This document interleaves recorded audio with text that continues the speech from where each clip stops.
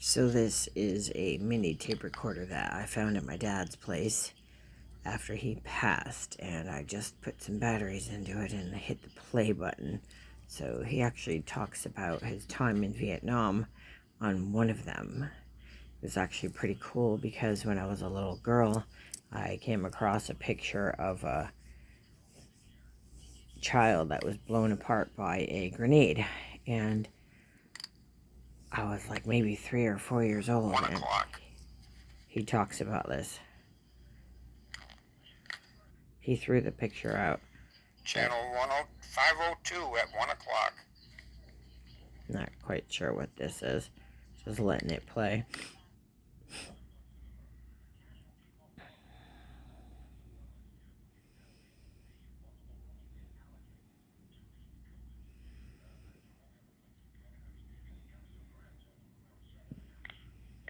I went through the Red Cross when I was in emergency.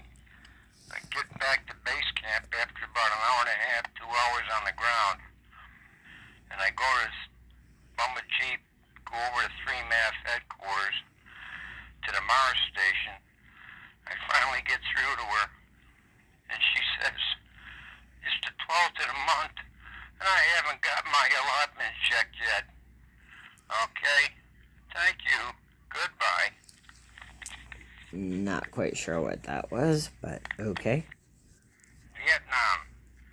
A couple of days before Tet started, we're in front of the BOQ, me and a couple other guys.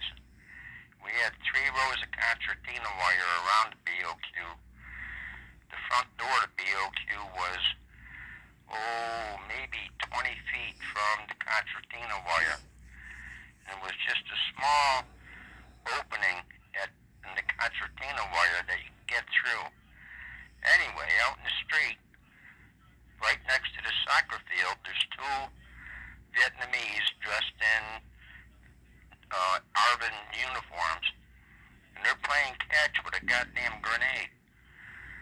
And we think they were DC, but we weren't really sure.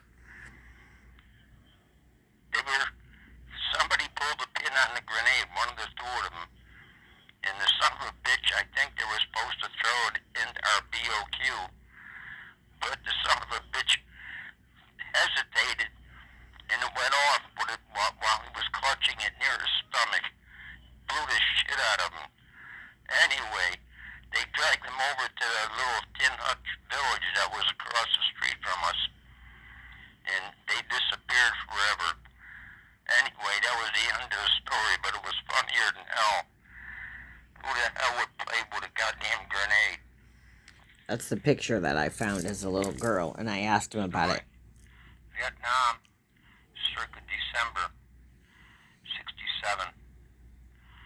While standing out in front of the S3 shack, I would happen to look across the compound, and there was this new guy, New Charlie we called him, because old Charlie disappeared and he showed up to take his place. And he's pacing from the flagpole in the center of our compound, first to the operations shack, then to the intel shack, then over to the maintenance shack. And I noticed it, and I grabbed him. I turned him over to the Vietnamese that were co-located with us in the compound.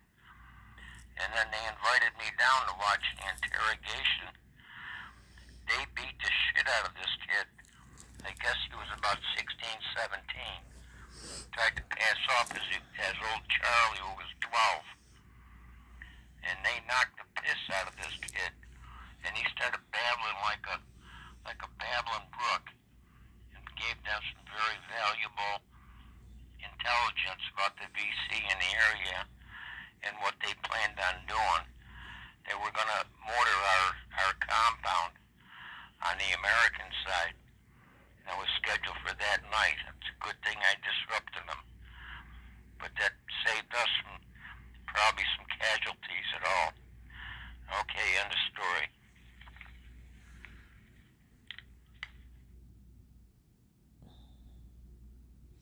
I think that's it. But that picture that he sent to my mom when I don't even know if I was born yet, when he was over in Vietnam, he sent a picture back. And I remember wondering what it was, and I was like 3 or 4, and I asked him, and he told me that it was a little kid that had been blown up by a grenade. And years later, I remembered about that picture, and my dad told me that he had destroyed it because nobody should have to see that. And I'm wondering if that's the same picture of